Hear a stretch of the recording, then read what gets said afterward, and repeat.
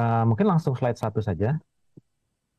Ya, jadi memang melihat tren perkembangan market dalam beberapa waktu terakhir ya, terutama sejak bulan Agustus itu memang tekanan terhadap rupiah cukup tinggi ya, sehingga kemarin itu Bank Indonesia mengumumkan ya bahwa eh, cadangan devisa kita menurun. Namun memang penurunannya relatif tidak terlalu signifikan ya.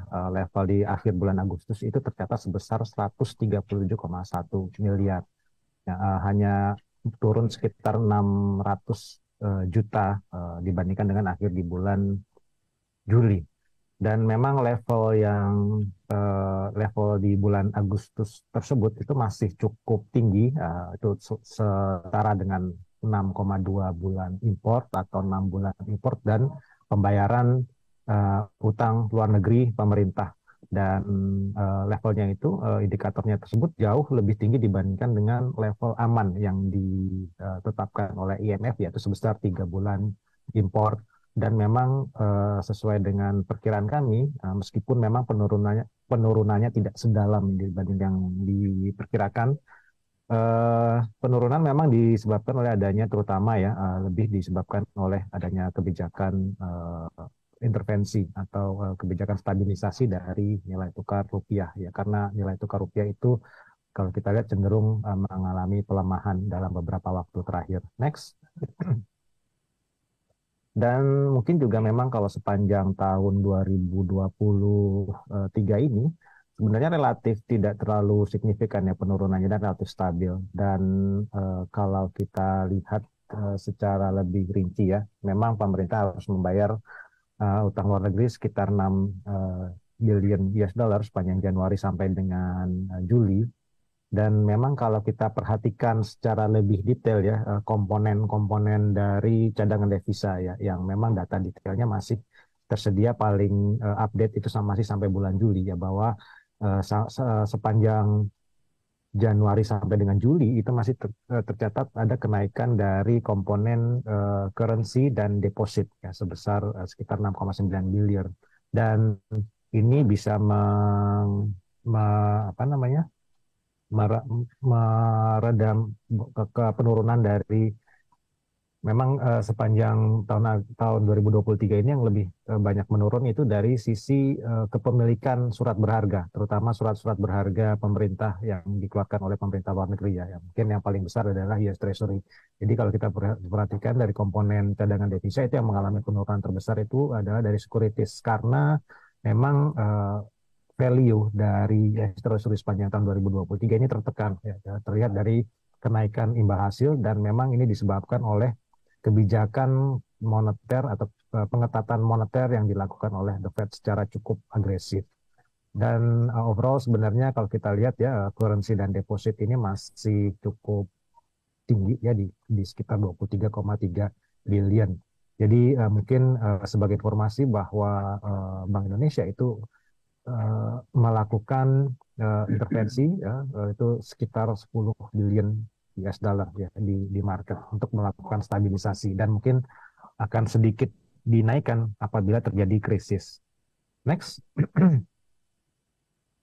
Ya, dan mungkin meskipun kalau kita lihat ya bahwa cadangan devisa kita masih cukup tinggi, jauh lebih tinggi dibandingkan dengan level aman yang ditetapkan oleh IMF.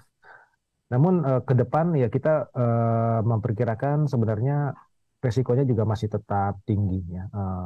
Tekanan terhadap nilai tukar akan tetap tinggi dalam jangka pendek dan jangka menengah ya. Ini dipengaruhi oleh dari sisi sentimen dan fundamental faktor.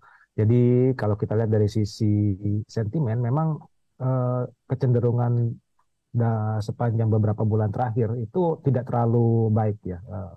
Sentimennya tidak cukup negatif terhadap emerging market, terutama karena rilis atau indikator dari data-data ekonomi China yang kecenderungannya itu lebih lemah dibandingkan dengan ekspektasi ya, terlihat dari uh, salah satu motor perekonomian Cina yaitu ekspor itu turun atau mengalami kontraksi ya sebesar 14,5%.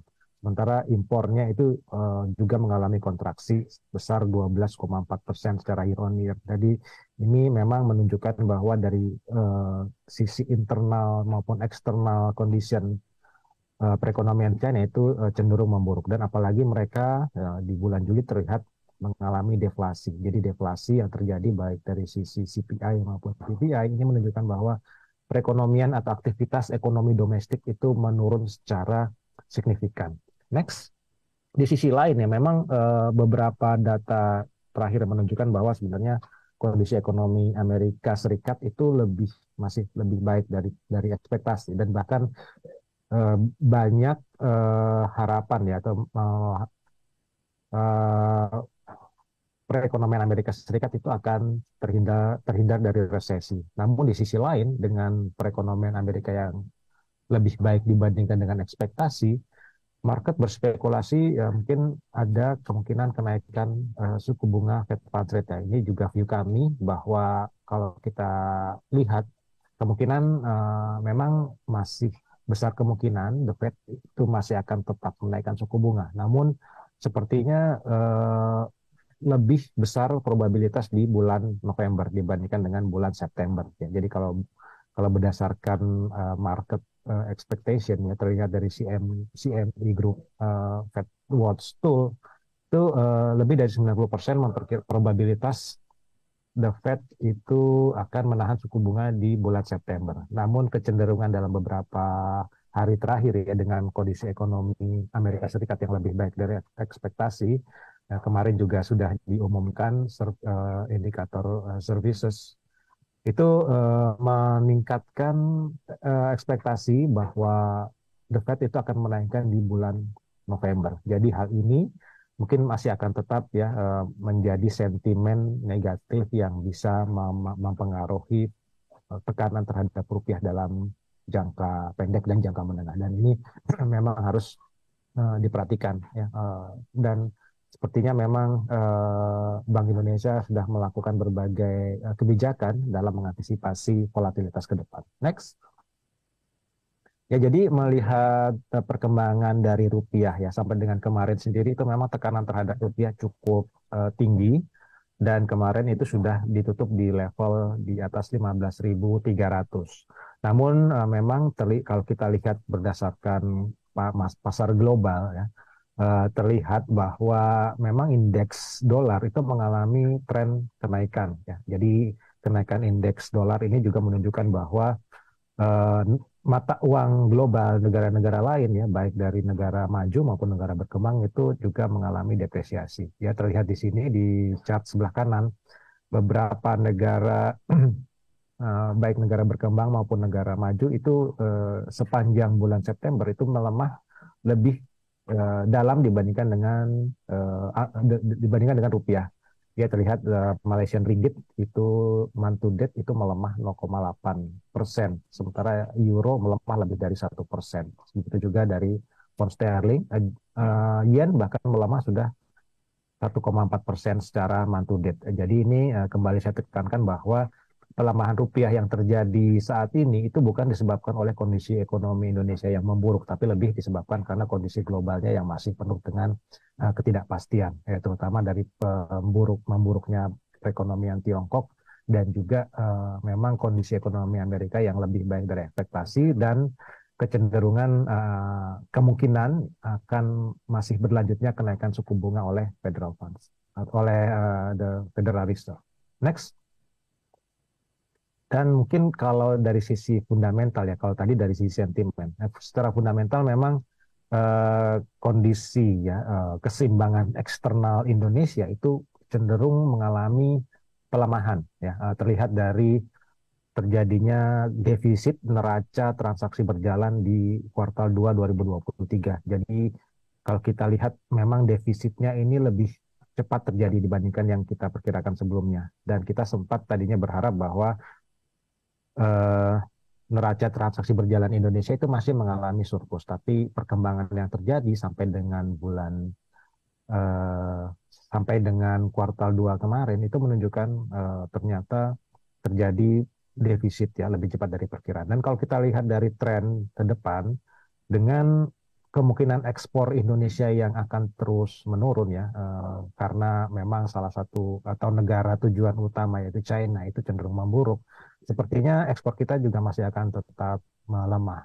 Dan di sisi lain dengan adanya tren kenaikan harga minyak ini sepertinya yang kita merupakan net importir minyak, ini kemungkinan eh, impor kita juga akan mengalami kenaikan apalagi dengan mungkin akan eh, kebijakan pembangunan di bidang infrastruktur itu akan dipercepat ya sepertinya juga impor dari barang modal dan bahan baku juga akan meningkat sehingga sepertinya tahun ini sampai dengan akhir tahun itu kemungkinan memang trade balance atau neraca perdagangan kita itu akan menurun eh, dan sepertinya juga akan terjadi kemungkinan besar kita akan berbalik menjadi defisit ya setelah kita mencatatkan surplus di tahun 2022.